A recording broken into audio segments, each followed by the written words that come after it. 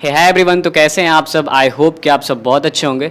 तो गाइस, जैसा कि आप सबको पता है, हम इस लेक्चर में कवर कर रहे होंगे one shot electric charge and field का वन शॉट कवर कर रहे होंगे। यहाँ पे मैं सारा चीज़ डिटेल तो नहीं करूँगा, लेकिन आपके बोर्ड लेवल से जितना भी चीज़ इंपॉर्टेंट है सब आपके एक ही वीडियो में कवर हो जाएगा। यहाँ पे काफ़ी अच्छे अच्छे डेरिवेशन भी मैं कवर करूँगा और कोशिश करूँगा कि बहुत ही कम टाइम में आपका एक शॉर्ट रिवीजन, एक मैराथन रिवीजन कंप्लीट करूँ। ठीक है, तो ये लेक्चर आपके लिए बहुत इंपॉर्टेंट होगा, क्योंकि इस लेक्चर को हम प्रीवियस 10 ईयर के क्वेश्चन को ध्यान में रखते हुए बना रहे हैं। क्योंकि यहाँ पे जो आपका प्रीवियस 10 ईयर का जो क्वेश्चन का मैंने एनालिसिस किया, तो यहाँ पे देखा कि जो इलेक्ट्रिक चार्ज और फील्ड वाला चैप्टर है, इसमें आपका क्वेश्चन नंबर मतलब क्वेश्चन 1 मार्क्स का क्वेश्चन ज़्यादा आता है एंड 5 मार्क्स का क्वेश्चन ज़्यादा आता है। तो आपको ज़्यादातर फोकस करना है MCQ वाले पार्ट पे एंड देन आपको डेरिवेशन वाले पार्ट पे ज़्यादातर फोकस करना है। ठीक है, इस चैप्टर का अगर हम लोग बेसिक एनालिसिस करें कि हम लोग को इस चैप्टर में पढ़ना क्या है, तो सबसे इंपॉर्टेंट चीज़ इस चैप्टर में हम लोग को क्या पढ़ना होता है। सबसे पहले चार्ज को पढ़ना होता है। चार्ज को पढ़ने में हम चार्ज की प्रॉपर्टीज पढ़ते हैं, देन उसके बाद हम लोग कूलम्स के लॉ को पढ़ते हैं कि कूलम साहब ने चार्ज के बारे में एक लॉ दिया था, तो उस लॉ को पढ़ते हैं। आप में से बहुत सारे बच्चे बस लॉ पढ़ के निकल जाते हैं, लेकिन लॉ पढ़ने के बाद उससे बहुत सारा MCQ क्वेश्चंस बनता है, लॉ के बहुत सारे केसेस बनते हैं, तो वो केसेस इस लेक्चर में कवर करूंगा। ठीक है, इसके बाद आपको पढ़ना होता है इलेक्ट्रिक फील्ड। इलेक्ट्रिक फील्ड में आपको इंटेंसिटी वाला पार्ट पढ़ना होता है, जिसमें आपको एक्सियल, इक्वेटोरियल और शॉर्ट इलेक्ट्रिक डाइपोल और उसके बाद आपका डाइपोल पे जितना केस होता है, टॉर्क वगैरह सब पढ़ना होता है। देन इसके बाद आपको पढ़ना होता है गॉस थ्योरम। अगर आप पढ़ लेते हैं तो ओवरऑल यही आपके चैप्टर में है। मीन्स गाइज, यहाँ पे आपको 3 चीज को फोकस में लेके चलना है। पहला चीज चार्ज, दूसरा चीज इलेक्ट्रिक फील्ड एंड तीसरा चीज गॉस। ठीक है, समझ गए। ये 3 चीज को आप अगर समझ गए बहुत अच्छे तरीके से, तो ये चैप्टर आपके लिए कुछ नहीं है, ये चैप्टर आपके लिए हलवा है। तो हम लोग इसको 3 मेन बेसिक, इसका जो मेन सब टाइटल होगा इसका 3 होगा। कौन कौन सा? चार्ज, इलेक्ट्रिक फील्ड और गॉस। ठीक है, तो सबसे पहले हम लोग स्टार्ट करते हैं चार्ज वाले पार्ट को कि यार चार्ज क्या होता है। तो मैं यहाँ पे मान के चलता हूँ कि आप में से बहुत सारे बच्चों को, क्योंकि आप लोग वन शॉट देख रहे हो, तो आप में से बहुत सारे बच्चों को चार्ज का प्रॉपर्टी पता होगा, लेकिन फिर भी हम यहाँ पे कुछ इंपॉर्टेंट चार्ज के प्रॉपर्टी को कवर कर देते हैं। ठीक है, कि इंपॉर्टेंट चार्ज की प्रॉपर्टी कौन कौन से हैं। तो देखो, अगर हम बेसिक प्रॉपर्टी की बात करें तो सबसे 3 बेसिक प्रॉपर्टीज होते हैं अपने पास। कौन कौन से? एक एडिटिव प्रॉपर्टी होता है, दूसरा होता है कंजर्वेशन ऑफ चार्ज और तीसरा होता है क्वांटाइजेशन ऑफ चार्ज। यार, एडिटिव प्रॉपर्टी क्या होता है? एडिटिव प्रॉपर्टी का मतलब होता है चार्ज को हम लोग कैसे ऐड करते हैं। ठीक है, जैसे मान लो कि जो चार्ज है ना सर, ये जो चार्ज है वो कैसा क्वांटिटी है? Charge is an scalar quantity. ये कैसा क्वांटिटी है? स्केलर क्वांटिटी है।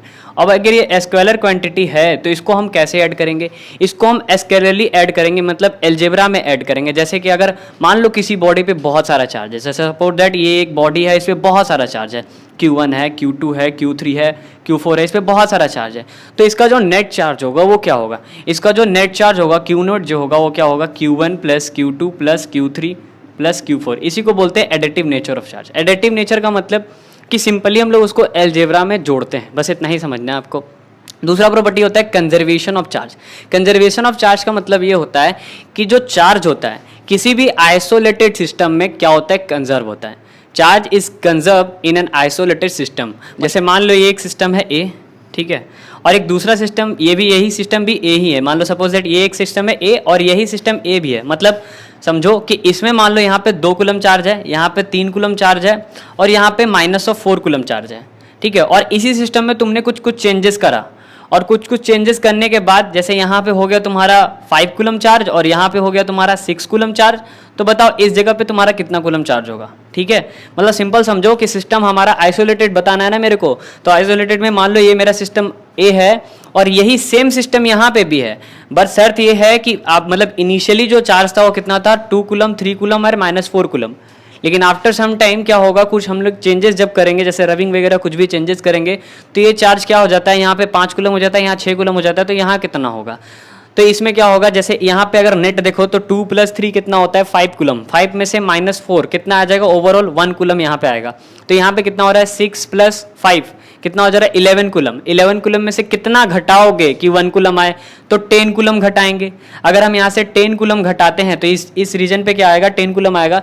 यहाँ से अगर हम 10 कूलम घटाते हैं तो इस पे भी क्या होगा? 1 कूलम आएगा। इसी को गाइस बोलते हैं कंजर्वेशन ऑफ चार्ज। इसका मतलब कि जो टोटल इनिशियल चार्ज होता है, वो किसके बराबर होता है? टोटल इनिशियल चार्ज जो होता है वो किसके बराबर होता है? टोटल फाइनल चार्ज के बराबर होता है। टोटल फाइनल चार्ज के बराबर होता है। ठीक है, ये क्लियर है। और क्वांटाइजेशन ऑफ चार्ज आप सबको पता है, क्वांटाइजेशन ऑफ चार्ज क्या होता है? Q is equal two plus minus any. बहुत ही फेमस चीज़ है, ये आपको 10th क्लास में भी बताया जाता है थोड़ा बहुत कि Q जो होता है वो क्या होता है? प्लस माइनस एनी होता है। मीन्स क्वांटाइजेशन ऑफ चार्ज का मतलब ये होता है कि it is an nothing but it is an integral multiple of electron. मतलब जो चार्ज है वो क्या है? इंटीग्रल मल्टीपल है किसका? इलेक्ट्रॉन का। इस पे एक बहुत ही फेमस सा क्वेश्चन आ जाता है 1 मार्क्स में कि 1 कूलम चार्ज में कितना इलेक्ट्रॉन होता है, ये आप बताओ। 1 कूलम चार्ज में कितना इलेक्ट्रॉन होता है ये बताओ। तो आप में से बहुत सारे बच्चे इसका आंसर रट लेते हैं कि 6.25 इंटू 10⁻18 इलेक्ट्रॉन होता है इसका आंसर। तो सिंपली हम लोग सॉल्व करते हैं इसी फॉर्मूले से और आंसर बताते हैं। तो गाइज यही है आपका प्रॉपर्टीज ऑफ चार्ज। और भी डिटेल इसका प्रॉपर्टी है, डिटेल आप देख सकते हो, लेकिन ये 1 शॉट लेक्चर है तो मेरे को 1 से 1.5 घंटे के अंदर अंदर इसको कंप्लीट करना है।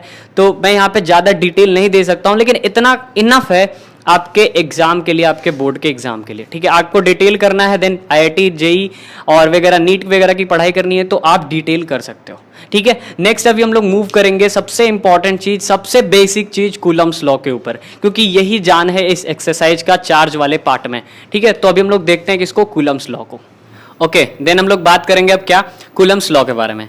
गाइस देखो, कूलम्स लॉ कोई बड़ा चीज नहीं है। अगर आपने 11th में ग्रेविटेशनल लॉ यानी कि यूनिवर्सल लॉ समझा है तो आपको कूलम्स लॉ समझने में कोई दिक्कत नहीं है। सिंपल सा समझो कि अगर अपने पास 2 चार्ज होता है, क्योंकि आपको बेसिक प्रॉपर्टी पता है यार कि अगर आपके पास 2 चार्ज है, अगर वो पॉजिटिव है तो दोनों के बीच में रिपल्शन होगा, है ना। और अगर नेगेटिव है तो भी दोनों के बीच में रिपल्शन होगा। अगर एक पॉजिटिव है एक नेगेटिव है तो दोनों के बीच में अट्रैक्शन होगा। अगर गाइज अट्रैक्शन हो रहा है चाहे रिपल्शन हो रहा है, इन दोनों के बीच में एक कोई ना कोई फोर्स काम कर रहा होगा। अब ये जो फोर्स है वो फोर्स क्या होता है, वो फोर्स कितना होता है, इसको बताने वाले कौन थे? इसको बताने वाले थे कूलम साहब।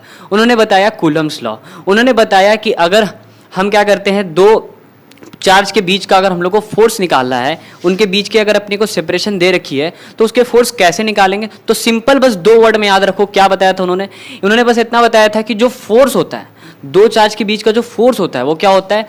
वो डायरेक्टली प्रोपोर्शनल होता है उन 2 चार्ज के मैग्नीट्यूड का। मतलब फोर्स जो होता है, पहला जो चीज होता है वो डायरेक्टली प्रोपोर्शनल होता है प्रोडक्ट ऑफ देयर चार्जेस का, एंड इनवर्सली प्रोपोर्शनल होता है square of the distance between them, इसका जो डिस्टेंस है उसका स्क्वायर का। बस इतना ही आप याद रखो और कोई बड़ी चीज याद रखने की जरूरत नहीं है। अगर इसको आप डेफिनेशन बना कर लिखना चाहते हो तो भी लिख सकते हो। बस ऐसे लिखना है क्या? According to this law the electrostatic force between 2 charge is directly proportional to product of the charge and inversely proportional to a square of the distance between them. बस इतना ही लिखना है गाइस, इतना लिख दोगे आपका काम हो जाएगा। ठीक है गाइस, तो इसी के बेसिस पे देखो यहाँ पे मैंने लिखा है कि जो फोर्स है, पहला चीज डायरेक्टली प्रोपोर्शनल होगा प्रोडक्ट ऑफ द चार्ज और इनवर्सली प्रोपोर्शनल होगा distance of the square between them. इसको मैंने इक्वेशन 1 माना, इसको इक्वेशन 2 माना, दोनों को इक्वेट किया तो यहाँ पे आपका देखिए डायरेक्टली प्रोपोर्शनल वाला काम भी यहाँ पे चल रहा है और इनवर्सली प्रोपोर्शनल वाला काम भी यहाँ पे चल रहा है। अब आप सबको पता है कि फिजिक्स एक ऐसा चीज है जहाँ पे प्रोपोर्शनलिटी हटाते हैं तो एक कॉन्स्टेंट नाम का चिड़िया आता है निकल के। जैसे आपने फोर्स पढ़ा है, आपने 9th क्लास में फोर्स पढ़ा है तो वहाँ पे मास इनटू एक्सीलरेशन था तो वहाँ पे भी एक कांस्टेंट निकल के आता था। या फिर आपने ग्रेविटेशन लॉ पढ़ा है तो वहाँ पे एक ग्रेविटेशनल कांस्टेंट निकल के आता था। तो सेम यहाँ पे भी अगर ये प्रोपोर्शनलिटी हटाइएगा तो एक कांस्टेंट निकल के आता है जो होता है के। और ये जो के होता है आफ्टर सम टाइम क्या होगा कि इसी के को डाइलेक्ट्रिक कांस्टेंट बोलते हैं। तो बहुत सारे बच्चे कंफ्यूज होते हैं कि सर ये के क्या है, ये डाइलेक्ट्रिक कांस्टेंट क्या है। तो ये सारा कुछ क्लियर होगा, बस आराम आराम से देखते चलो। तो यहाँ पे जब प्रोपोर्शनलिटी हटा तो एक चीज आया के। अब जो सर के है ये कांस्टेंट टर्म है। कांस्टेंट का मतलब क्या होता है कि ये पर्सन टू पर्सन वेरी नहीं करेगा, इसका वैल्यू फिक्स रहेगा। चाहे चार्ज कितना भी बढ़ जाए, चाहे डिस्टेंस कितना भी हो जाए, इसका वैल्यू हमेशा फिक्स रहेगा। अब देखो इसका वैल्यू क्या होगा सर, इसका वैल्यू अगर हम एयर में बात करें और एसआई सिस्टम में बात करें, क्योंकि एसआई का मतलब होता है इंटरनेशनल सिस्टम, मतलब जो जनरल सिस्टम है, अगर उसमें हम बात करें के का तो उसका वैल्यू होता है 1/4πε0। और इन सब का वैल्यू आप सबको पता होना चाहिए, एकदम नोन होना चाहिए। कितना? 9 × 10⁻9। और इसकी यूनिट क्या होती है? Newton metre square C-2। अब सर ये यूनिट कैसे आया, तो थोड़ी देर बाद आपको ये भी समझ में आएगा कि यूनिट कैसे आया। तो बोलो क्लियर है कि ये के जो होता है, जो के आता है, ये एक्चुअली में क्या होता है? कांस्टेंट होता है। अब देखो यहाँ पे 4 कांस्टेंट टर्म है। 4 को कोई गलत बोल सकता है क्या? कहीं पे मैं अगर 4 लिख दूं तो कोई बंदा ऐसे बोल सकता है कि ये 4 नहीं है भाई। 4 एक कांस्टेंट टर्म है। ये जो पाई है ये भी एक कांस्टेंट टर्म है, और ये जो एप्सिलॉन है ये भी एक कांस्टेंट टर्म है। इसका कितना वैल्यू होता है कमेंट सेक्शन में कमेंट कर करके बताओ आप सब लोग। आप सबको पता होगा कि एप्सिलॉन का कुछ ना कुछ वैल्यू होता है। एब्सोल्यूट, ये जो एप्सिलॉन है इसका मतलब होता है basically absolute permittivity in free space. तो इसका कुछ एक वैल्यू होता है, ये आप सब कमेंट सेक्शन में कमेंट करके बताओ। देखो उसके बाद अगर हम बात करते हैं एसआई सिस्टम एंड मीडियम, मान लो एसआई सिस्टम में ही बात हो रही है, लेकिन किसी मीडियम में अगर हम डाल देते हैं इस पूरे सिस्टम को, मीन्स इस पूरे चार्ज को किसी मीडियम में डाल देते हैं, ऑयल के अंदर डाल देते हैं, पानी के अंदर डाल देते हैं, या फिर केरोसिन के अंदर डाल देते हैं, किसी मीडियम में डाल देते हैं जहां पे एयर ना हो, ठीक है, या फिर एयर हो भी तो कोई दूसरा मीडियम हो, तब क्या होगा सर? तब क्या होगा कि यहाँ पे जो एप्सिलॉन है ना, ये जो एप्सिलॉन नॉट है ना, जो जीरो लगा रहे हैं एप्सिलॉन नॉट, इसके साथ एक एप्सिलॉन आर लग जाएगा। एप्सिलॉन आर का मतलब क्या होता है? Absolute permittivity in medium, means relative permittivity भी इसको आप बोल सकते हैं। ये क्या होता है? Relative permittivity. रिलेटिव परमिटिविटी का मतलब क्या होता है कि ये आपको किसके रिस्पेक्ट में दिखाएगा? ये आपको एयर के रिस्पेक्ट में दिखाएगा। अच्छा, आप में से बहुत सारे बच्चे सोच रहे होंगे सर ये परमिटिविटी क्या होता है? तो देखो, जब दो बॉडी के बीच में फोर्स लगता है ना, तो उस फोर्स के बीच में कुछ ऐसे चीज होते हैं जो आपस में एक दूसरे को रिपल्स करते हैं। जैसे देखो, अगर ये एक चार्ज है, एक दूसरा चार्ज है, दोनों एक दूसरे को अगर रिपल्स कर रहा है तो दोनों चार्ज की वजह से तो रिपल्स कर रहा है, लेकिन बीच में जो एयर आ रहा है वो एयर कहीं ना कहीं इनके फोर्स को क्या कर रहा होगा? डिस्ट्रैक्ट कर रहा होगा, या फिर बोल सकते हो सपोर्ट कर रहा होगा। तो यही जो प्रॉपर्टी होता है ना किसी भी फोर्स का, उसी को हम लोग क्या बोलते हैं? परमिटिविटी। तो अगर हम चार्ज के बेसिस पे बात करें तो उसी परमिटिविटी को एप्सिलॉन से दिखाते हैं हम लोग। जैसे यहाँ लिखा हुआ है एप्सिलॉन का मतलब एब्सोल्यूट परमिटिविटी, और अगर हम बात करें एयर में तो उसको हम लोग बोलते हैं एब्सोल्यूट परमिटिविटी इन एयर, और अगर हम लोग बात करें किसी मीडियम में तो एब्सोल्यूट परमिटिविटी इन मीडियम, जिसको हम लोग रिलेटिव परमिटिविटी के नाम से भी जानते हैं। ठीक है, ये जो ईआर है गाइज, इस ईआर को भी आप के लिख के दिखा सकते हो, कोई बड़ा इश्यू नहीं है। ठीक है, अलग अलग बुक अलग अलग चीज लिखते हैं। अच्छा, उसके बाद अगर हम बात करें मीडियम में ही, किसी सीजीएस यूनिट में बात करें, मीडियम में ही रखा हुआ है लेकिन हम सीजीएस यूनिट में बात कर रहे हैं, तो यहाँ जो के है, यानी कि यहाँ जो ईआर है सर, सीजीएस यूनिट में जो ईआर है वो क्या हो जाएगा? 1 हो जाएगा। जब सीजीएस यूनिट में ईआर 1 हो जाएगा तो क्या आ जाएगा? F = 1/4πε0 Q1 Q2/r²। ये आपका नॉर्मल फॉर्मूला आ जाएगा सीजीएस यूनिट में। मतलब अगर मीडियम में रख दिया जाए और सीजीएस यूनिट में पूछा जाए तो सेम एकदम इसके जैसा फॉर्मूला आ जाता है। ठीक है, कोई इशू नहीं है, आप सबको समझ में आ गया। अच्छा, इसके बाद सबसे इंपॉर्टेंट चीज यहां पे पूछा जाता है, डिफाइन 1 कूलम। आपको क्या करना है? डिफाइन करना है 1 कूलम को। तो सोचो, डिफाइन अगर हम लोग को 1 कूलम करना है तो वहां पे कुछ नहीं करना होता है। वहां पे आपके पास जो ये फॉर्मूला दिया हुआ है ना, यहाँ पे जो फॉर्मूला आ रहा है, इस फॉर्मूले में क्या करना है अपने को? जो चार्ज है Q1 और Q2 इसको सेम कर देना है। Q1 और Q2 को सेम कर देना, Q के बराबर बना देना है, और जो R है, जो बीच का डिस्टेंस है, उसको 1 मीटर ले लेना है। ठीक है, और जो फोर्स है उसको कितना ले लेना? 9 × 10⁹ तो ऑटोमेटिक जो डेफिनेशन आएगा वो 1 कूलम का होगा। देखो कैसे, हमारे पास फॉर्मूला होता है F = K Q1 Q2/r²।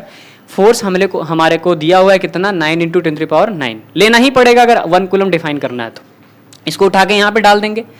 K का वैल्यू हम सबको पता है 9 × 10⁹, क्योंकि ये कांस्टेंट टर्म है, कहीं नहीं चेंज होगा, कितना भी चार्ज ले लो कहीं नहीं चेंज होगा। यहाँ डाल देंगे। और Q1 और Q2 हमारे पास सेम है, मीन्स Q × Q, और नीचे जो डिस्टेंस है आपका क्या है? 1 मीटर, तो 1 का स्क्वायर। अब तुम सोचो यार, यहाँ पे क्या हो जाएगा? ये जो 9 × 10⁹ है ये कैंसिल इसके साथ हो जाएगा, और यहाँ से 1 का स्क्वायर बेसिकली 1 ही होता है, तो कोई फर्क नहीं पड़ता है। तो अगर हम बात करें तो यहाँ पे Q² = 1 होगा, क्योंकि इधर कुछ नहीं है तो 1 है, तो ये क्या हो जाएगा? Q² = 1 हो जाएगा। और अगर हम यहाँ से स्क्वायर हटाते हैं तो रूट चढ़ेगा √1, और रूट हटने के बाद क्या होता है? +-1 आता है। तो अगर डिफाइन करना है 1 कूलम तो सिंपल बोलना होगा आपको क्या, कि जो चार्ज है वो क्या होना चाहिए? आइडेंटिकल होना चाहिए, दोनों के बीच का डिस्टेंस यूनिट होना चाहिए, और जो फोर्स होना चाहिए 9 × 10⁹ है, तब जो चार्ज होगा वो 1 कूलम के बराबर होगा। क्लियर है गाइस? इसके बाद देखिए, इसके बाद आपका क्या है कि इलेक्ट्रोस्टैटिक फोर्स के कुछ लिमिटेशंस हैं, यानी कि कुछ प्रॉपर्टीज हैं जो आपको पढ़ना है। जैसे सबसे पहला प्रॉपर्टी कि ये सर लॉन्ग रेंज फोर्स होता है। लॉन्ग रेंज फोर्स होता है या शॉर्ट रेंज फोर्स होता है? बताओ, ये शॉर्ट रेंज फोर्स है या लॉन्ग रेंज फोर्स है? बहुत सारे बच्चे कंफ्यूज करते हैं कि ये लॉन्ग रेंज फोर्स है या शॉर्ट रेंज फोर्स है। ठीक है, तो अगर ऐसा देखा जाए तो बहुत सारे बच्चे बोलते हैं कि नहीं सर, अगर एक चार्ज को यहाँ रख देंगे और एक चार्ज को बहुत ही दूर में रखेंगे तो दोनों के बीच में अट्रैक्शन या रिपल्सन नहीं होगा, तो लॉन्ग रेंज नहीं होगा, ये शॉर्ट रेंज होगा। लेकिन यहाँ पे एक चीज और बोला जाता है, एक चीज और क्या बोला जाता है कि ये जो चार्ज है, ये चार्ज केवल एप्लीकेबल है पॉइंट चार्ज के लिए, ठीक है। तो अगर आप पॉइंट चार्ज के रिस्पेक्ट में देखेंगे तो डिस्टेंस काफ़ी बड़ा होता है, मीन्स चीटी के रिस्पेक्ट में अगर 1 मीटर देखा जाए तो काफ़ी बड़ा डिस्टेंस होता है। तो उस पॉइंट चार्ज के रिस्पेक्ट में क्या होता है, लॉन्ग रेंज ऑर्डर होता है। मैं आपके दिमाग में क्लियर कर देना चाहता हूँ। आप में से बहुत सारे को लगता होगा चार्ज एक यहाँ पे और एक काफ़ी 10 किलोमीटर के बाद रख दिया जाए तो नहीं लगेगा रिपल्शन या अट्रैक्शन, तो लॉन्ग रेंज नहीं बोल सकते हैं। लेकिन यहाँ पे लॉन्ग रेंज किसके टर्म में बोला जाता है, पॉइंट चार्ज के टर्म में बोला जाता है। ये दिमाग में आप लोग क्लियर करना। अच्छा, इसके बाद ये कंजर्वेटिव फोर्स होता है। ये फोर्स हमेशा कंजर्व होता है, ठीक है, क्योंकि अगर 2 चार्ज में लग रहा है तो वो एकदम फिक्स होगा। देन उसके बाद ये फॉलो करेगा एक्शन रिएक्शन पेयर को। यार ध्यान रखना, एक्शन रिएक्शन पेयर मतलब न्यूटन थर्ड लॉ को फॉलो करता है। न्यूटन थर्ड लॉ मतलब समझ रहे हो ना, आपको किसी ने एक झाप मारा तो आप भी रिटर्न एक झाप दे दोगे, वही होता है return third law. Newton third law का मतलब क्या, आपने एक्शन दिया आपको रिटर्न रिएक्शन मिलेगा। तो इस ये वाला जो फोर्स होता है एक्शन रिएक्शन पेयर करता है। जब वेक्टर पढ़ाएंगे ना, इसी में जब वेक्टर पढ़ाएंगे तो वहां पे आपको क्लियर हो जाएगा एक्शन रिएक्शन पेयर कैसे होता है। देन इसके बाद ये एप्लीकेबल होगा ओनली फॉर पॉइंट चार्ज, ये केवल ओनली फॉर पॉइंट चार्ज। अब यहां से एक बहुत ही धाकड़ क्वेश्चन बनता है, बहुत ही अच्छा क्वेश्चन बनता है कि ये एप्लीकेबल क्यों होता है पॉइंट चार्ज पे। ये बहुत ही मस्त क्वेश्चन बनता है, एमसीक्यू का 1 मार्क्स का। इसको कर लेना आप लोग, या फिर करके कमेंट सेक्शन में बताना कि ये पॉइंट चार्ज के लिए ही एप्लीकेबल क्यों है, ये कोई बड़ा चार्ज के लिए एप्लीकेबल क्यों नहीं है, बताना है आपको। देन इसके बाद ये सेंट्रल फोर्स होता है, ठीक है, और सेंट्रल फोर्स होने की वजह से ये हमेशा सेंटर पे लगेगा और हमेशा लाइन ज्वाइनिंग में लगेगा। जैसे मान लो कि आपके पास अगर ये यहाँ पे Q1 चार्ज है और यहाँ पे Q2 चार्ज है, तो इसको कौन सा लाइन ज्वाइन कर रहा है उसी में इसका फोर्स लगेगा। ये अगर ये लाइन इसको अगर ज्वाइन कर रहा है तो इसका फोर्स जो होगा इधर ही इधर ये करेगा, ठीक है। मतलब ये अगर प्लस प्लस है तो दोनों एक दूसरे को रिपेल करेंगे, तो इसका फोर्स इधर और इसका फोर्स इधर, ठीक है। मतलब लाइन ज्वाइनिंग में लगेगा। ऐसा नहीं कि इसका ये Q1 यहाँ है और Q2 यहाँ है तो इस Q1 का फोर्स यहाँ पे लग रहा है, ऐसा कुछ नहीं होगा। ये हमेशा लाइन ज्वाइनिंग लगेगा, एक बात ध्यान में रखना, ठीक है गाइज। इसके बाद सबसे इंपॉर्टेंट चीज हम लोग इसका क्या करेंगे, देखेंगे डायमेंशन और यूनिट, एंड देन इसके बाद वेक्टर का देखेंगे, ठीक है। तो अब देखते हैं डायमेंशन एंड यूनिट को। चलिए अब हम लोग देख रहे होंगे क्या, unit and dimension of epsilon not. बहुत ही इंपॉर्टेंट चीज़ है, देखो यहाँ पे कैसे इसका यूनिट आता है, रटने वाली कोई चीज़ नहीं, सीखना है अपने को। क्या देखो, सबसे पहले अपने पास जो फॉर्मूला है वो क्या है, जो फोर्स होता है उसका फॉर्मूला क्या होता है, 1/4 pi epsilon not Q1 Q2/r²। ठीक है सर, अपने को क्या चाहिए, अपने को एप्सिलॉन नॉट का यूनिट चाहिए। तो हम इस पार्ट को उठा के इधर रख देंगे तो F जो पार्ट है यहाँ पे आ जाएगा। तो सिंपली देखो हमारे पास फार्मूला क्या होता था, Q1 Q2/4 pi epsilon not r² होता था। सेम यहाँ चीज़ भी वही है, Q1 Q2/4 pi epsilon not के जगह पे खाली F आ जा रहा है, एप्सिलॉन नॉट यहाँ चला गया सर और r² नीचे।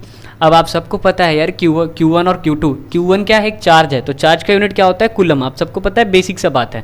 तो कूलम का यूनिट यहाँ पे कूलम इंटू कूलम, और यहाँ पे 4 पाई ये कांस्टेंट टर्म है। क्या आपको पता है पाई का यूनिट क्या होता है, ठीक है, 4 पाई ये सब कांस्टेंट टर्म है, कांस्टेंट टर्म का कोई यूनिट नहीं होता है, ठीक है ना। तो ये फोर्स का यूनिट क्या हो गया, न्यूटन, और आर का क्या हो गया, आर एक रेडियस है मतलब लेंथ है, तो उसका यूनिट हो गया मीटर, और उस पर स्क्वायर है तो मीटर स्क्वायर, ठीक है। इतना सही समझ में आ गया। अब यहाँ पे एप्सिलॉन नॉट जो है वो क्या हो जाएगा, c² और नीचे आ जाएगा न्यूटन मीटर स्क्वायर। अब अगर ये नीचे से ऊपर जाएगा तो क्या हो जाएगा c², न्यूटन नीचे से ऊपर जा रहा तो क्या हो जाएगा न्यूटन इनवर्स, और यहाँ पे क्या हो जाएगा मीटर -2, ठीक है। इसके बाद ध्यान से देखना गाइस, जो एप्सिलॉन नॉट होता है ना वो ये बोल सकते हो रेसिप्रोकल होता है किसका, k का। जो k है देखो यहाँ पे फॉर्मूला क्या है, 1/4 पाई एप्सिलॉन नॉट। तो यहाँ k का रेसिप्रोकल है कौन, एप्सिलॉन नॉट। k का रेसिप्रोकल है कौन, एप्सिलॉन नॉट। तो अगर एप्सिलॉन नॉट यहाँ जाएगा तो k नीचे आएगा। देखो यहाँ पे मैंने किया है कि एप्सिलॉन नॉट यहाँ गया, यहाँ जाएगा तो मतलब k का वैल्यू अगर देखें तो क्या हो जाएगा, 1/एप्सिलॉन नॉट होगा। तो सिंपल अगर देखा जाए तो जो एप्सिलॉन नॉट का यूनिट आ रहा है उसका रेसिप्रोकल कर दो तो k का यूनिट होगा, ठीक है। रेसिप्रोकल देखो, रेसिप्रोकल का मतलब क्या होता है कि जैसे यहाँ पे पावर पे 2 है ना, +2 है तो क्या हो जाएगा, पावर पे -2 हो जाएगा, और जिस पे माइनस रहेगा वो क्या हो जाएगा, प्लस हो जाएगा। इस पे जैसे मीटर पे -2 है तो यहाँ पे क्या हो जाएगा, सिंपली प्लस हो जाएगा, एकदम मक्खन सा। तो k का यूनिट भी हो गया और एप्सिलॉन नॉट का यूनिट भी हो गया। अब इसी तरह से डायमेंशन देखते हैं। डायमेंशन में क्या होता है, एक बेसिक सा चीज़ आपको मैं बताता हूँ, आप में से बहुत सारे बच्चे इसको याद कर लेते हैं लेकिन ये गलत है। देखो यहाँ पे क्या है कि जो Q होता है ना, Q का बेसिक फार्मूला क्या होता है, I × T होता है। अरे सर I × T कहाँ से आया, आपने बचपन में पढ़ा है, I = Q/T, है ना, flow of charge per unit time is called current, आपने पढ़ा है। तो Q = क्या हो जाएगा, I × T हो जाएगा। और I एक करंट एक फंडामेंटल क्वांटिटी है, इसी कारण से उसका डायमेंशन भी A होता है और यूनिट भी A होता है, क्योंकि इसको खोजने वाले कौन थे, एंद्रे मैरी एम्पियर थे। तो इसीलिए इसका डायमेंशन और यूनिट दोनों एक ही चीज होता है, ए होता है, ठीक है। इसी कारण से अगर हम Q का यूनिट निकाले तो Q का फॉर्मूला हो गया I इंटू टी। अब I का डायमेंशन भी A होगा और यूनिट भी A होगा, तो Q का जो डायमेंशन हो जाएगा वो क्या हो जाएगा, 80 हो जाएगा, ठीक है। Q का डायमेंशन क्या हो गया, 80 हो गया। तो सिंपल यहाँ पे देख लो एप्सिलॉन नॉट का हमारे पास जो फॉर्मूला यहाँ पे निकल के आया था, सेम यही फॉर्मूला यहाँ पे लिख देंगे। उसके बाद Q1 और Q2 के जगह पे क्या रख देंगे, 80 और 80 रख देंगे, 80 इंटू 80 रख देंगे। और 4 पाई का तो डायमेंशन होगा ही नहीं क्योंकि कांस्टेंट टर्म है। फोर्स का डायमेंशन होता है MLT -2, आप सबको पता है। और मीटर का आर स्क्वायर मतलब मीटर स्क्वायर का क्या हो जाएगा, एल स्क्वायर हो जाएगा, ठीक है। अब देन इसको सॉल्व कर लेते हैं, देखो कैसे सॉल्व हुआ है। एल पे पावर 1 है और यहाँ पे एल पे पावर 2 है, तो एल पे पावर क्या हो जाएगा 3, और एल पे पावर मतलब क्यूब हो गया और नीचे से ऊपर जाएगा तो क्या हो जाएगा एल पे पावर -3। अच्छा ए और ए मिलके क्या हो जाएगा ए स्क्वायर, तो सिंपली यहाँ देखो ए स्क्वायर है। अच्छा देखो टी और टी मिलके क्या हो जाएगा टी स्क्वायर, और नीचे से टी पे पावर -2 है, ऊपर जाएगा तो क्या हो जाएगा वो +2 हो जाएगा, तो यहाँ पे टी पे क्या पावर क्या हो जाएगा 4 हो जाएगा, और m नीचे से ऊपर जाएगा तो क्या हो जाएगा -1 आ जाएगा। इसको बहुत अच्छे से इस पार्ट को आप सॉल्व करो, हालांकि मैंने बता दिया लेकिन फिर भी आप सॉल्व करो, बहुत ही इजीली हो जाएगा। अच्छा उसके बाद आप सबको फिर वही चीज वही कॉन्सेप्ट पता है कि जो k होता है 1/ε0 होता है, तो जो आपका एप्सिलॉन का डायमेंशन आया जस्ट उसमें साइन चेंज कर दीजिए, k का डायमेंशन आ जाएगा। एप्सिलॉन का डायमेंशन क्या आया माइनस माइनस, तो यहाँ पे क्या हो जाएगा ऑटोमेटिक प्लस प्लस हो जाएगा। k में क्या हो जाएगा, यहाँ पे m पे पावर 1 हो जाएगा, l पे पावर 3 हो जाएगा, और यहाँ पे t पे पावर -4 था तो यहाँ पे कितना हो जाएगा -4 हो जाएगा, और a पे पावर यहाँ 2 था तो a पे पावर यहाँ पे कितना हो जाएगा -2 हो जाएगा। ये हो गया आपका k का डायमेंशन। अब गाइस जिससे आप लोग सबसे ज्यादा डरते हैं उसको करेंगे, क्या है coulomb law in vector form. इससे आप लोग बहुत ज्यादा डरते हैं कि यार वेक्टर फॉर्म जैसे ही आता है ना वेक्टर एक वर्ड, तो आप लोग काफी ज्यादा डरते हैं। देखो गाइस ये बेसिकली क्या है, इससे डरने का कोई इशू नहीं है। देखो आप लोगों को डर इसलिए लगता है ना यार क्योंकि आप लोगों ने 11th में वेक्टर को अच्छे से नहीं पढ़ा, मैक्सिमम क्वेश्चन वेक्टर का अटेम्प्ट नहीं किया, मतलब वेक्टर का कॉन्सेप्ट लिया लेकिन वेक्टर का न्यूमेरिकल सॉल्व नहीं किया, इसलिए आपको डर लगता है। तो ये कोई बड़ा चीज नहीं है, ठीक है। सबसे पहले तो यहाँ पे ये समझो, ये डायग्राम को सबसे पहले समझो यार। डायग्राम में जो चीज दिखाया जा रहा है ये आई कैप मतलब कि एक्स का डायरेक्शन को दिखाया जाता है, ये वाई का डायरेक्शन को दिखाया जाता है, और ये जेड का डायरेक्शन को दिखाया जाता है। और यहाँ पे जो चार्ज रखा हुआ है, एक चार्ज Q1 है और एक चार्ज क्या है Q2 है। यहाँ पे 2 चार्ज रखा हुआ है और इसका पोजीशन बताने के लिए हम लोग इस वेक्टर से दिखा रहे हैं R1 वेक्टर, और इसको दूसरा पोजीशन बताने के लिए R2 वेक्टर। जैसे आप कोऑर्डिनेट्स बताते हो ना, हाँ जैसे मान लो कोई पॉइंट होता है किसी एक्सिस में तो उसको कोऑर्डिनेट बताते हो ना कि 2,3 है या 3,4 है, तो उसी पोजीशन को बताने के लिए यहाँ पे R1 वेक्टर है और इस पोजीशन को बताने के लिए R2 वेक्टर है, जिसे हम पोजीशन वेक्टर के नाम से भी जानते हैं। इतना समझ में गए।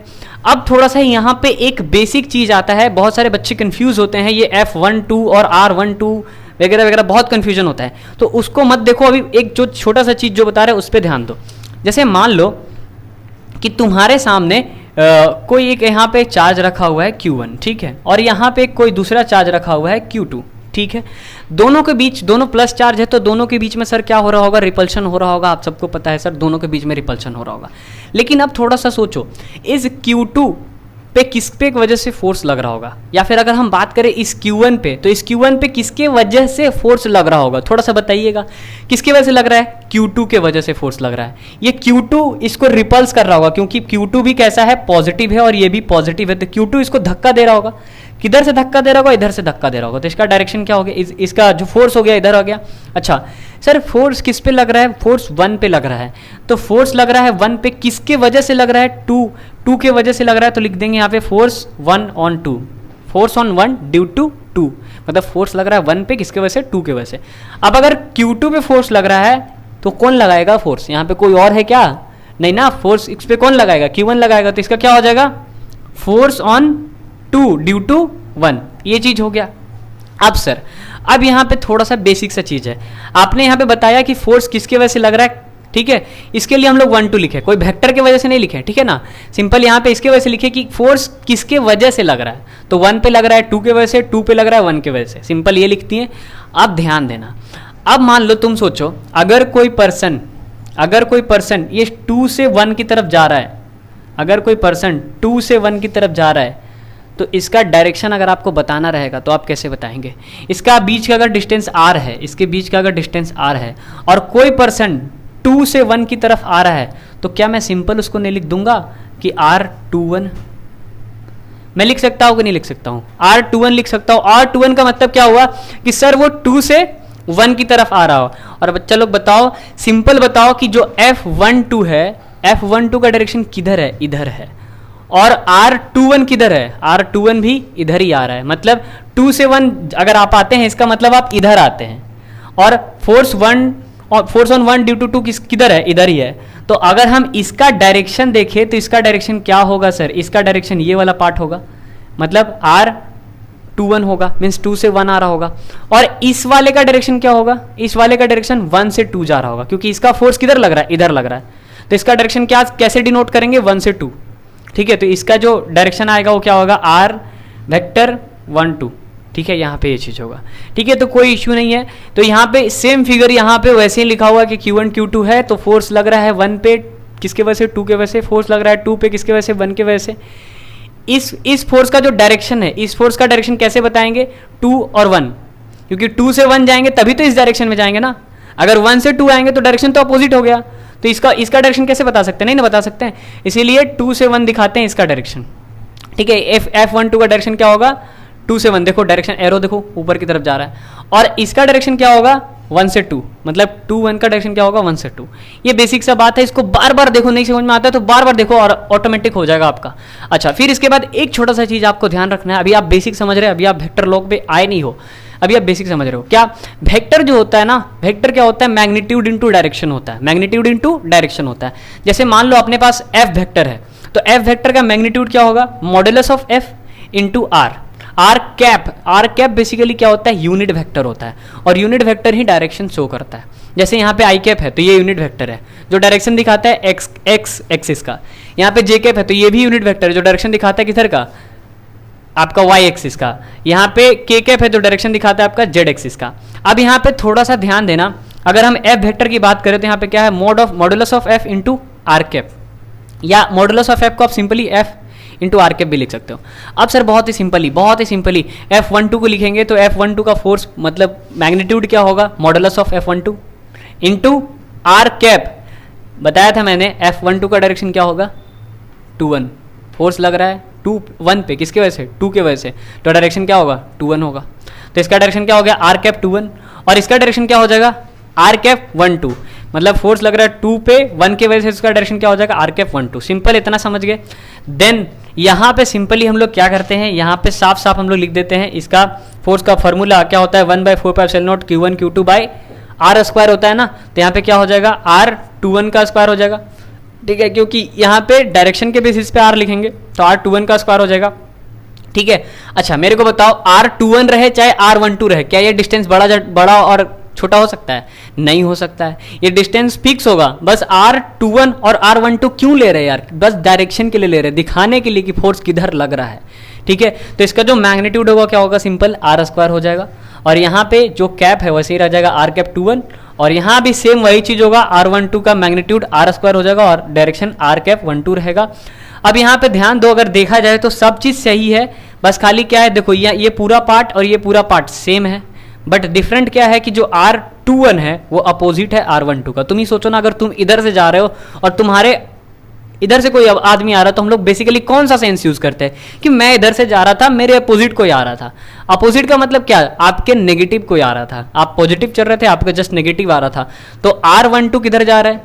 अगर हम R12 की बात करें तो इधर है, और R21 किधर है? इधर है। तो दोनों एक दूसरे के अपोजिट है ना सर।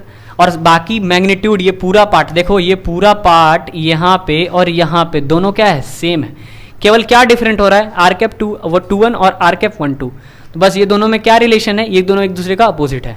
तो क्या हम कह सकते हैं कि ये पूरा फोर्स क्या है? एक दूसरे के अपोजिट है। और अगर ये पूरा फोर्स एक दूसरे के अपोजिट है तो ये कौन सा लॉ फॉलो करेगा? न्यूटन थर्ड लॉ फॉलो करेगा, मतलब एक्शन रिएक्शन पेयर को फॉलो करेगा। जस्ट मैंने आपको थोड़ी देर पहले बताया था कि एक्शन रिएक्शन पेयर कैसे फॉलो करता है, क्यों? क्योंकि एक दूसरे के अपोजिट है। ये भाई साहब एक्शन करेगा तो ऊपर से उधर से उसको क्या मिल जाएगा? रिएक्शन मिल जाएगा। ठीक है, अच्छा इसी फॉर्मूला में क्यूब आ जाता है, कभी कभी क्यूब आ जाता है, तो बच्चों को लगता है कि सर गलती से लिख दिया होगा क्यूब। देखो बेटा, यहाँ पे क्यूब कैसे आता है समझो यहाँ पे ध्यान से। यहाँ जो कैप है, अगर आप इस कैप को थोड़ा सॉल्व करोगे, जैसे यहाँ पे अगर हम बात करें वेक्टर का, तो वेक्टर क्या होता है? जैसे एफ वेक्टर अगर हम बात करें तो magnitude into direction R cap, यहाँ पे डायरेक्शन हो गया। अब अगर मैं केवल आर कैप की बात करूँ तो क्या हो जाएगा? ये F vector by mod of F होगा। ठीक है। अगर हम आर कैप का बात करें तो F vector by mod of F होगा, ये एफ नीचे आ जाएगा। तो सिंपल यहाँ पे वही किया जाता है कि जो आर कैप है उसको F vector by mod of F किया जाता है, और मॉड ऑफ एफ मतलब सॉरी मॉड ऑफ आर और मॉड ऑफ आर मिलके क्या हो जाता है, आर क्यूब हो जाता है। सिंपल, जैसे क्योंकि यहाँ पे आर है ना, तो आर के हिसाब से क्या हो जाएगा, R vector by mod of R हो जाएगा, और सिंपल वही चीज़ कर देते हैं। ठीक है, तो यहाँ पे आर क्यूब आ जाता है, कोई डरने वाली बात नहीं, बस वहाँ पे ये वाला कॉन्सेप्ट यूज होता है। ठीक है, कोई अगर इश्यू हो तो आप कमेंट सेक्शन में बताइएगा, फिर से एक वेक्टर का पूरा वीडियो आ जाएगा आपका, अगर आप लोगों को ज़्यादा दिक्कत होता है इस सेक्शन में तो। ठीक है, देन अभी हम लोग मूव करेंगे कूलम्स लॉ के कुछ स्पेशल केस पे। ये सबसे इंपॉर्टेंट चीज़ है जो आप लोग नहीं करते हैं, आप लोग छोड़ के चले जाते हैं, और यहीं से मैक्सिमम एमसीक्यू क्वेश्चन बनता है। तो अभी हम लोग देखेंगे क्या, कूलम्स लॉ के स्पेशल केस को। तो चलिए गाइज, अब हम लोग मूव करते हैं कुछ स्पेशल केस के बारे में। ये कूलम्स लॉ के बहुत ही इंपॉर्टेंट केस हुआ करते हैं, और ये इससे एमसीक्यू का क्वेश्चन काफ़ी ज़्यादा आता है, तो ये इंटरेस्टिंग होगा और इंपॉर्टेंट होगा। ठीक है, इसको अच्छे से देखो सबसे पहले इसमें जो केस होता है वो होता है डाइलेक्ट्रिक कांस्टेंट के बारे में।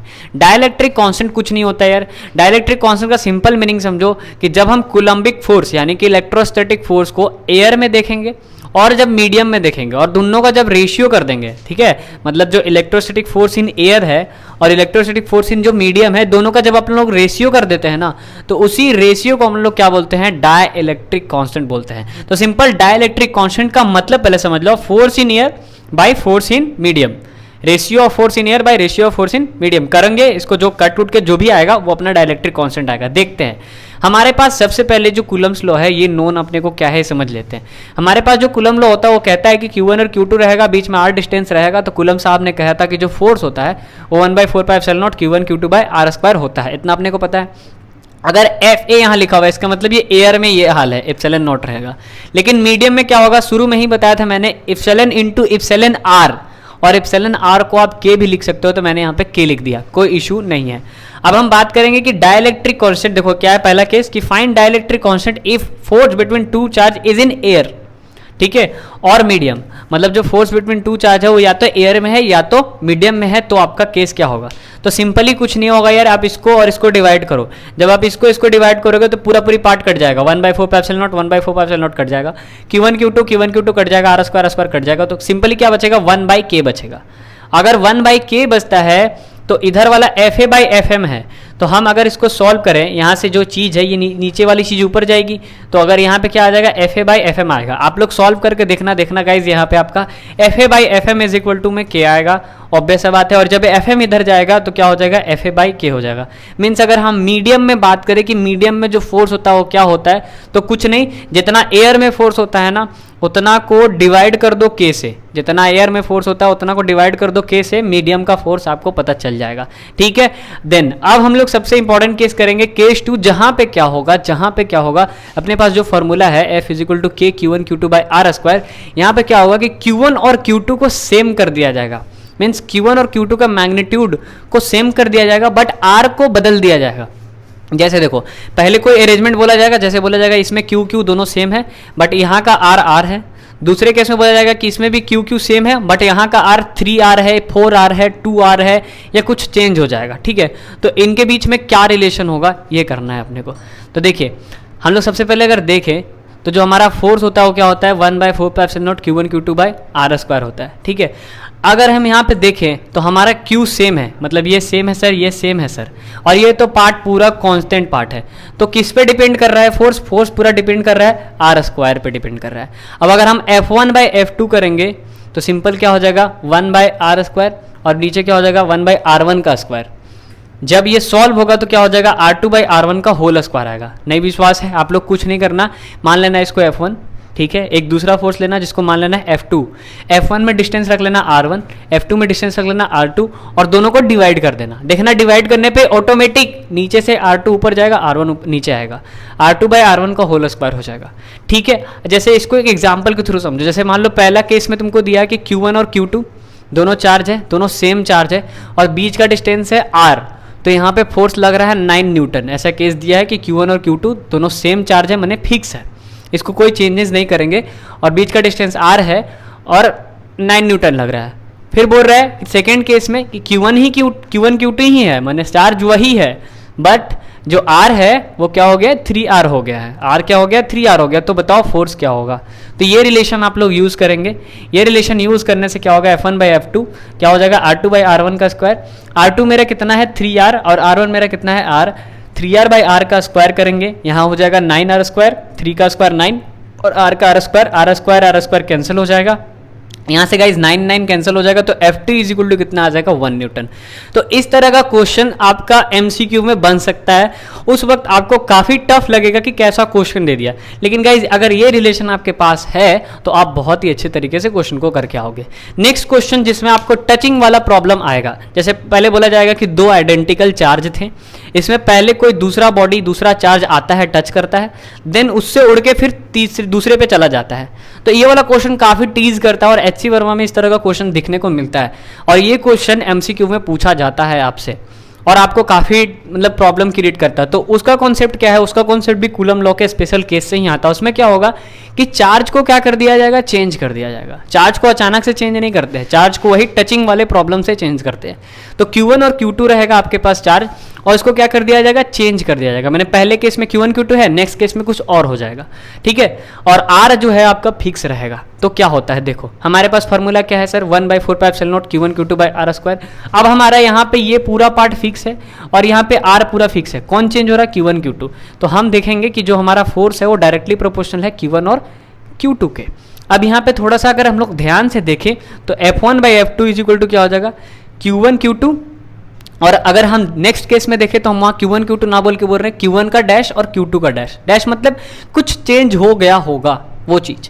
अब जैसे इसका एक केस ले लेते हैं, जैसे टचिंग वाला जो प्रॉब्लम है वो ले लेते हैं। जैसे आपको फर्स्ट केस में बोल रहा है ये केवल आइडेंटिकल के लिए ही बोलेगा, टचिंग वाला जो प्रॉब्लम होगा वो केवल आइडेंटिकल के लिए ही आएगा। जैसे पहला केस में आपको क्या बोल रहा है कि एक चार्ज है जो A पोजीशन पे रखा हुआ है और वो Q है, और एक दूसरा चार्ज है जो B पोजीशन पे रखा हुआ है वो भी Q है, बीच का R जो है वो सेम है। फिर बोल रहा है कि एक C जो दूसरा चार्ज है C वो इसमें टच करता है, किसमें टच करता है, A में टच करता है। तो देखो ध्यान से, अगर C A में टच करेगा और C एक न्यूट्रल चार्ज है, C माने एक जीरो है, C का कोई चार्ज नहीं है। और सोचो अगर C जैसे ही टच करेगा इस पे तो आइडेंटिकल बॉडी में क्या होता है कि चार्ज जो है वो सेपरेट हो जाता है इक्वली, केवल आइडेंटिकल बॉडी में। तो यहाँ पे क्या होगा, A पे Q/2 आ जाएगा और C पे भी Q/2 आ जाएगा, क्योंकि C पे कोई चार्ज नहीं था। तो ओवरऑल चार्ज कितना हो जाएगा, Q + 0/2। तो ओवरऑल चार्ज कितना हो जाएगा, दोनों पे Q/2 आ गया। फिर क्या हो रहा है कि जो C है वो टच कर रहा है B को, अब मतलब यहाँ से C उड़ के कहाँ चला जाएगा, B के पास चला जाएगा। अब गाइस अगर ये B के पास चला गया तो B के पास पहले से Q था और यहाँ पे Q/2 और आ गया, तो ओवरऑल B पे कितना चार्ज आ गया, 3Q/4। अब हम लोग सेम इस फॉर्मूले को लगाते हैं। तो फॉर्मूला क्या है, F1/F2 Q नीचे जो Q है वो चेंज हो चुका है, देख रहे हो, Q/2 हो चुका है और यहाँ पे 3Q/4 हो चुका है। इन सबको सॉल्व कीजिएगा तो F1/F2 इक्वल टू क्या आ जाएगा, 8/3 आ जाएगा। और अगर यहाँ से रिलेशन हम लोग निकालते हैं तो क्या हो जाएगा, F2 इज इक्वल टू, क्योंकि हमको नेक्स्ट फोर्स ही निकालना था, तो F2 इज इक्वल टू क्या हो जाएगा, 3F1/8 आ जाएगा। ये पूछता है आपसे क्वेश्चन में कि अगर टचिंग वाले प्रॉब्लम है कि चार्ज अगर पहले इसको टच करता है देन उसको टच करता है तो ओवरऑल जो चार्ज है या ओवरऑल जो फोर्स है वो पहले वाले फोर्स से कितना है, ये चीज़। गाइज आप सबको एक चीज़ बता दूं यहाँ पे कि जो भी चीज़ आपको पढ़ाया जा रहा है ये सब आपके डिस्क्रिप्शन में टेलीग्राम ग्रुप है हमारा, वहाँ पे ज्वाइन हो जाओ। एक बड़ा ही ह्यूज टीम है हमारा जिसमें केमिस्ट्री, बायो, फिजिक्स वगैरह सब कुछ होता है। तो वहाँ पे आपको ऑल टोटल नोट्स मिलेगा और हमारे अपडेट के साथ आप लोग जुड़े हुए रहेंगे, मतलब हमारे पूरे टीम के साथ आप लोग जुड़े हुए रहेंगे। तो हमारे डिस्क्रिप्शन में लिंक दिया हुआ है टेलीग्राम का, जल्दी से जाओ और ज्वाइन हो जाओ। वहाँ पे तुम्हें इसका पूरा हैंड रिटेन नोट्स मिल जाएगा, जो भी आपको वन शॉट में पढ़ाया जा रहा है या इस चैनल पे जो भी आपको पढ़ाया जा रहा है सबका आपको हैंड रिटेन नोट्स मिल जाएगा, ठीक है। और इस चैनल पे आपको सारे सब्जेक्ट का सॉल्यूशन मिलेगा, physics, chemistry, biology, maths, JEE, NEET, सब चीज़ का सॉल्यूशन मिलेगा। अभी स्टार्टिंग है, सपोर्ट करो थोड़ा, देन आगे बहुत मजा आएगा, ठीक है। अब हम लोग गाइस बात करेंगे आगे आपके सुपर पोजिशन के कॉन्सेप्ट पे देखते हैं। चलिए गाइज अब देखते हैं सुपर पोजिशन को। तो प्रिंसिपल ऑफ सुपर पोजिशन क्या है, पहले समझो सुपर पोजिशन क्या है। सुपर पोजिशन का मतलब ये होता है कि जैसे मान लो आप अकेले हो और आप पे बहुत सारे सब्जेक्ट का बर्डन है, जैसे फिजिक्स का बर्डन है, केमिस्ट्री का बर्डन है, मैथ्स का बर्डन है, इकोनॉमिक्स का बर्डन होगा, कंप्यूटर साइंस का बर्डन होगा, मतलब बहुत सारे सब्जेक्ट का बर्डन है आपके ऊपर ना। तो एक्चुअली में एक अकेले आदमी बहुत सारे पोजीशन पे काम कर रहा है या फिर बहुत सारे चीज़ का बर्डन लेके चल रहा है, तो वो बेसिकली सुपर पोजीशन का कॉन्सेप्ट ही देता है। तो सुपर पोजीशन का कॉन्सेप्ट का मतलब कि कोई एक चार्ज होगा, जैसे मान ली बीच में कोई एक चार्ज है जिसको मैंने ऐसे साइडेड किया, इस चार्ज पे, इस पॉइंट पे बहुत सारे चार्ज के द्वारा फोर्स लगाया जा रहा होगा, मतलब इस पॉइंट पे बहुत सारे चार्ज के द्वारा फोर्स लग रहा होगा। तो इस पोजीशन को हम लोग क्या बोलेंगे? Super position. अब जैसे देखो सिंपल सा बात है, जैसे मान लो यहाँ पे मैं Q2 रखता हूँ, ये भी प्लस में, ये भी प्लस में, ये भी प्लस में, ये भी प्लस में, Q1 भी प्लस में, Q2 भी प्लस में, Q3 भी प्लस में, Q4 भी प्लस में, सब के सब क्या है सर? प्लस में है, ठीक है। और ये इस पे क्या लगा रहे हैं? इस फोर्स पे पोजीशन लगा रहे हैं। तो आप सबको पता है ना कि जो इलेक्ट्रोस्टैटिक फोर्स होता है कैसा फोर्स होता है? एक सेंट्रल फोर्स होता है और कैसे एक्ट करता है? लाइन ज्वाइनिंग एक्ट करता है। तो जब ये लाइन ज्वाइनिंग एक्ट करता है तो ये इसके लाइन में इधर एक्ट करेगा, तो F1 फोर्स इधर आएगा, Q2 के लिए F2 इधर जाएगा, Q4 के लिए F4 इधर जाएगा और Q3 के लिए F3 इधर जाएगा, ठीक है गाइस। अब ध्यान दो, यहाँ पे फोर्स बहुत सारा आ गया। अब अगर यहाँ पे बहुत सारा फोर्स है तो इसको ऐड कैसे करेंगे? सर फोर्स जो होता है ना एक्चुअली में वेक्टर क्वांटिटी होता है, तो इसको आप इजीली ऐड नहीं कर सकते हो। इसको ऐड करने के लिए आपको वेक्टर अलजेब्रा का यूज़ करना पड़ेगा, और वेक्टर अलजेब्रा एक साथ 5-6 फिगर पे नहीं लगता है। वेक्टर अलजेब्रा केवल किस पे लगता है? 2 फिगर पे लगता है। अगर 2 फिगर है तभी वेक्टर अलजेब्रा लगेगा, क्योंकि वो साउथ इंडियन हीरो नहीं है कि एक साथ 10-20 के साथ फाइट कर ले, ठीक है ना। एक साथ वो 2 पे ही लगाएगा। जैसे यहाँ पे देखो मैंने बताया कि F1 F2 अगर रहता है, बीच में कोई थीटा रहता है, तो वहाँ जो F नेट आएगा वो क्या आएगा? रूट ओवर F1 का स्क्वायर प्लस F2 का square plus 2 F1 F2 cos theta. जैसे आप लोगों ने पढ़ा है कि A वेक्टर है, B वेक्टर है, तो उसमें क्या करते हैं? Root over A square plus B square plus 2AB cos theta पढ़ा है ना आपने, है ना। तो यहाँ पे जब 4 फिगर है तो 4 का कैसे होगा? तो सुनो ध्यान से, पहले ये दोनों का निकालेंगे, इसका जो नेट आएगा फिर उसको F4 के साथ निकालेंगे, फिर इसका जो नेट आएगा फिर उसको F2 के साथ निकालेंगे। इस तरह से करके मतलब 2-2 को तोड़ तोड़ के करेंगे। मान लो अगर आपके पास 6 वेक्टर आता है तो 2-2 को तोड़ तोड़ करना है, पहले 2, उसका जो आया फिर तीसरे के साथ, फिर उसका जो आया फिर उसको चौथे के साथ, ऐसे करके हम लोग क्या करते हैं? नेट निकालते हैं, ठीक है गाइस। अब यहाँ पे देखो, अगर हम यहाँ पे एफ नेट का बात करें तो एफ नेट बेसिकली वेक्टर के टर्म में क्या हो जाएगा? F1 plus F2 plus F3 plus F4 हो जाएगा, ठीक है। लेकिन इसको 2-2 के टर्म में करेंगे। जैसे इसके ऊपर कुछ फेमस क्वेश्चंस हुआ करते हैं और काफ़ी अच्छे क्वेश्चन इसके IIT में भी इससे बहुत अच्छे क्वेश्चन आते हैं। बेसिकली आपका IIT में इससे वॉच वाला प्रॉब्लम आता है, एक सर्कल में रहता है, सर्कल में बोलता है कि जहाँ पे जो आपका घड़ी है, घड़ी में जितना भी बज रहा है उतना ही कुलम का मान लीजिए आपके पास चार्ज रखा हुआ है, तो ओवरऑल नेट फोर्स कितना जाएगा सेंटर पे? इस तरह का क्वेश्चन, सर्कल का क्वेश्चन आता है। और बेसिकली अगर फेमस क्वेश्चन देखें जो बोर्ड लेवल पे है तो आपका एक ट्रायंगल का क्वेश्चन है, एक स्क्वायर का क्वेश्चन है। अगर हम ट्रायंगल का क्वेश्चन देखें तो इसमें क्या है? In an equilateral triangle find net force on charge Q, मैंने चार्ज Q पे निकालना है, कहाँ पे? प्लेस एट A, मैंने A पे रखा हुआ जो चार्ज है ना, इस पे नेट फोर्स बताओ, नेट फोर्स कितना लग रहा होगा। तो देखो यहाँ पे A पे कोई Q चार्ज रखा हुआ है, यहाँ भी Q चार्ज है, यहाँ भी Q चार्ज है, तीनों जगह पे आइडेंटिकल चार्ज है और इक्विलेटरल ट्रायंगल बोल रहा है, इसका मतलब जो थीटा होगा वो 60 डिग्री होगा, इतना पता है। अब क्या करना है हम लोग को? बोल रहा है कि A पे क्या आएगा? A पे फाइंड करना है। तो उसके लिए क्या होगा? सबसे पहला चीज लेट फोर्स, यहाँ पे लिखा मैंने लेट, मान लो कि जो फोर्स लग रहा है due to charge place at B, मैंने B पे जो चार्ज रखा हुआ है उसके वजह से जो फोर्स लग रहा है वो आपका F1 है, उसके वजह से जो फोर्स लग रहा है वो आपका क्या है? F1 है। और जो C पे चार्ज रखा हुआ है, यहाँ पे फोर्स ऑन C यहाँ पे 2 बार लिखा है, due to C charge place at, sorry, due to charge place at C, मैंने वैसे चार्ज पे जो C पे रखा हुआ है तो उसके वजह से जो फोर्स लग रहा है उसको हम लोग मान लेंगे क्या? F2, ठीक है, उसको हम लोग मान लेंगे F2। तो इसका जो फोर्स आएगा तुम ही लोग बताओ, दो चार्ज के बीच का फोर्स क्या होता है? K Q1 Q2 by R square, तो K बाई A स्क्वायर। यहाँ पे भी सेम यही चीज़ होगा, K by A square. Then दोनों को F नेट करेंगे तो क्या हो जाएगा? रूट ओवर F1 का स्क्वायर प्लस F2 का square plus 2 F1 F2 cos, यहाँ पे थीटा हो जाएगा 60 डिग्री। अब गाइस सबसे इंपॉर्टेंट चीज़ है ना, बच्चे क्या करते हैं इसमें पूरा F का वैल्यू डाल देते हैं। यार अगर आप F का वैल्यू डालोगे तो आप बहुत ही लंबा लेके जाओगे इस क्वेश्चन को, ऐसे बनेगा ही नहीं, क्योंकि आपको जो यहाँ पे थीटा का वैल्यू देता है ना 60, 90, 30 जो भी वैल्यू देता है वो ऑटोमेटिक कहीं ना कहीं कट होता है, ठीक है। तो इसीलिए आप क्या करना, वैल्यू नहीं डालना, पहले थीटा का वैल्यू पुट करना, ठीक है, एफ का पहले वैल्यू मत पुट करना। तो देखो यहाँ पे अगर हम लोग इसको सॉल्व करेंगे, इसको ऐड करेंगे तो यहाँ पे एक चीज़ देख रहे हैं कि यहाँ जो फोर्स है और यहाँ जो फोर्स है देखो दोनों सेम है ना, k q square by a square, k q square by a square, दोनों जगह फोर्स सेम है। तो क्या मैं कह सकता हूँ कि F1 और F2 दोनों सेम है और थीटा हमारे पास कितना है 60 है, तो सिंपल। तो सिंपल हम लोग क्या करेंगे, सिंपल हम लोग बेसिकली क्या करेंगे, F1 का स्क्वायर प्लस F2 जो था वहाँ पे भी हम लोग F1 का ही स्क्वायर करेंगे, फिर 2F1 cos 60 डिग्री यहाँ पे रख देंगे। अब यहाँ पे देखो ये दोनों को जोड़ेंगे तो हो जाएगा 2F1 का स्क्वायर, यहाँ पे भी दोनों को जोड़ेंगे तो ये भी आपका जोड़ ऐड करके क्या हो जाएगा 2F1 का स्क्वायर ही होगा। और cos 60 का वैल्यू गाइज 1/2 आता है, तो ये 2 और ये 2 कैंसिल हो जाएगा, तो यहाँ से 2F1 का स्क्वायर और यहाँ पे F1 का स्क्वायर, तो क्या हो जाएगा √3F1 का स्क्वायर। और अगर यहाँ से बाहर निकालेंगे तो क्या हो जाएगा √3F1 हो जाएगा, √3। और F1 का वैल्यू क्या है, F1 का वैल्यू यहाँ पे बताओ k²/a², तो k का वैल्यू 1/4π0 q²/a²। इसी पे गाइज एक फेमस क्वेश्चन आएगा आपका इस वाला, ये वाला, जिसमें आपको क्या करेगा एक स्क्वायर बना के दे दिया जाएगा और बोलेगा नेट निकालो इस पे चाहे इस पे चाहे इस पे चाहे किसी पे भी। तो इस पे क्या होंगे, 3 फोर्स वर्क करेंगे। पहला इस चार्ज की वजह से, इस चार्ज को कौन कौन फोर्स लगाएगा, पहला ये लगाएगा, फिर दूसरा ये लगाएगा और तीसरा कौन लगाएगा, ये लगाएगा। मैंने इस पे 3 फोर्स वर्क कर रहे होंगे, पहला ये, दूसरा ये और तीसरा फिर ये वाला।